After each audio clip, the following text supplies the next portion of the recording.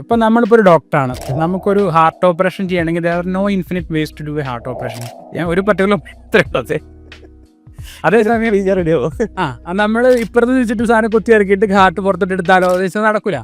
പക്ഷേ ബിസിനസ്സിൽ അല്ലെങ്കിൽ ഓണ്ടർപ്രണർഷിപ്പിൽ പല പല വഴികളുണ്ട്. നമ്മുടെ ഗ്രൂപ്പിലായാലും KPH മാസികയിൽ സ്ഥിരം വരുന്ന സംഭവമാണ് ബൂട്ട്സ്ട്രാപ്പ് വേഴ്സസ് VC ഫണ്ടഡ്. അപ്പോൾ ആ ഒരു തോട്ട് എന്താണ്?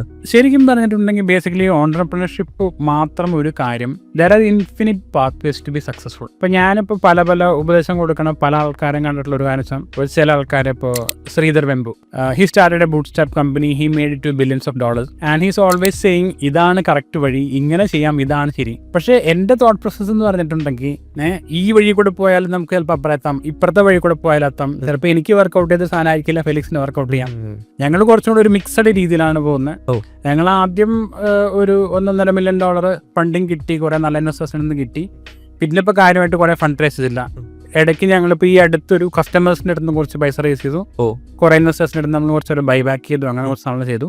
അത് കഴിഞ്ഞ് ഇനി ലോങ് ടേമിൽ എങ്ങനെയാണെന്ന് നോക്കാം എന്നുള്ളതിലാണ്.